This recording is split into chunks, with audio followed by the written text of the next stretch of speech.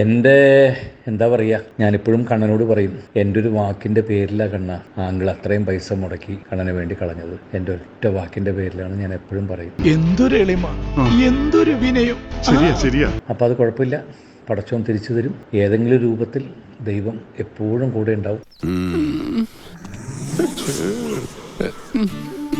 എപ്പോഴും നമുക്ക് സംഭവിച്ചത് നല്ലതെന്നല്ലേ വിചാരിക്കുക. ചിലപ്പോൾ ഇതിൽ നിന്നായിരിക്കും വേറെ ഉണ്ടാവുക. എത്രയോ നല്ലതുകൾ ഉണ്ടാവേണ്ട ഇവിടെ നിന്നായിരിക്കും. അത്രയ്ക്കും എളിമയാണ്. എളിമ കൊണ്ട് മാത്രം നാട്ടുകാർ മുഴുവൻ എളിമേട്ട എന്നാ വിളിക്കണേ. അങ്ങനെയല്ലേ? അങ്ങനെ തന്നെ. ഹസീബ് ഒരു ലിവർ കംപ്ലൈന്റ് ഉണ്ടായി എന്ന് എൻ്റെ അടുത്ത് പറഞ്ഞു. അതിൻ്റെ ഉണ്ടായി, ഡ്രിങ്ക്സ് കാരണം ആശുപത്രിയിലാണ് എന്നൊക്കെ പറഞ്ഞു.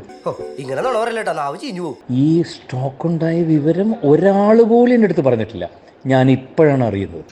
സത്യമായി പറയുന്നവനായി രാജാക്കന്ന് ആരും പറഞ്ഞിട്ടില്ല. എൻ്റെ അടുത്ത് ഈ ഡ്രിങ്ക്സിൻ്റെ ഒരു കംപ്ലൈൻറ്റ് ഉണ്ടായി, ആശുപത്രിയിലായിരുന്നു, ഇപ്പം എല്ലാം ശരിയായി, കുറച്ച് ക്രിട്ടിക്കലായിരുന്നു എന്നൊക്കെ പറഞ്ഞു.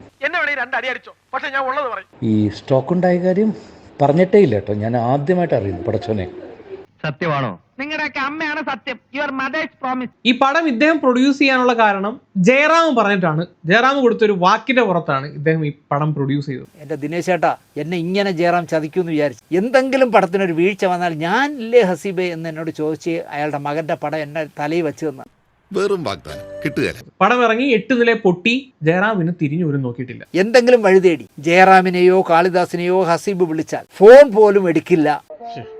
നിനക്കതൊക്കെ എങ്ങനെയാ സാധിക്കുന്നത്? പടം പൊട്ടിക്കഴിഞ്ഞാൽ കൂടെ നിൽക്കാമെന്ന് വാക്കൊക്കെ കൊടുത്ത ജയറാം പിന്നെ ആ പരിസരത്തോട്ട് പോലും വന്നിട്ടില്ലെന്നാണ് പറയുന്നത്. ഞാൻ അങ്ങനെ പറഞ്ഞതായി ഏത് തെണ്ടിയാണ് നേരത്തോട് പറഞ്ഞത്? ഞാൻ തന്നെയാണ് ആ തെണ്ടി. അടിച്ച് നിന്റെ കരണക്കുറ്റിയെ പൊട്ടിച്ചളയും. ജയറാമിന്റെ ഒരു വാക്കിന്റെ പുറത്താണ് ഹസീബ് ആ സിനിമ പ്രൊഡ്യൂസ് ചെയ്തത്.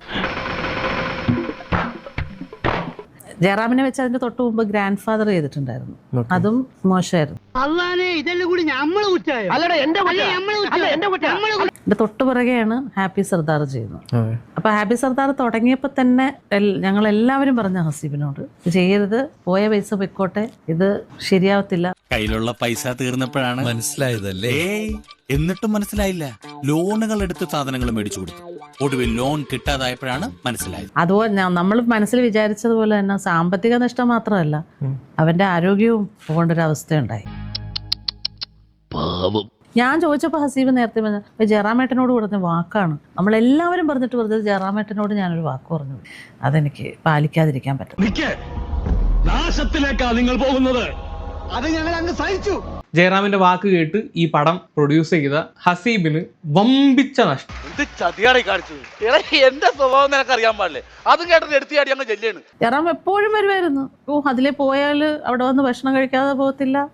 ഭയങ്കര സ്നേഹമായിരുന്നു. ആ ആള് ഈ പടം ഫ്ലോപ്പായിട്ട് ഒന്ന് ഫോൺ ചെയ്ത് പോലും ചോദിച്ചിട്ടില്ല. ഉളുപ്പുണ്ടടാ ചക്കണക്ക്. അതാണ് ജയറാം. ഒള്ളി വിനയം. നമുക്ക് വിനയം മാത്രമേ കൊടുക്കാൻ അറിയത്തുള്ളല്ലോ. ശവത്തേല് ബ്ലേഡ് വെച്ച് കീറില്ല എന്റെ നായരെ. ഇതിനു ശേഷമാണ് ഹസീബ് സാമ്പത്തികമായി ഒരുപാട് ബുദ്ധിമുട്ടുകയും ഇദ്ദേഹത്തിന് സ്ട്രോക്ക് വന്ന് കിടപ്പിലാകുകയും ചെയ്യുന്നതും. എന്നിട്ടും ജയറാം തിരിഞ്ഞു നോക്കി. തോന്നി അതങ്ങനെ വരൂ, അതങ്ങനെ സംഭവിക്കൂ.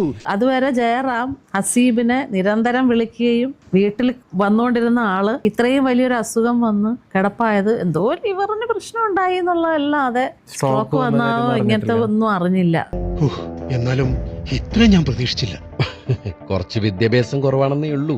കുറെ വിദ്യകളും സകല അഭ്യാസങ്ങളും ഒക്കെ പഠിച്ചവനാണ് ഞാൻ.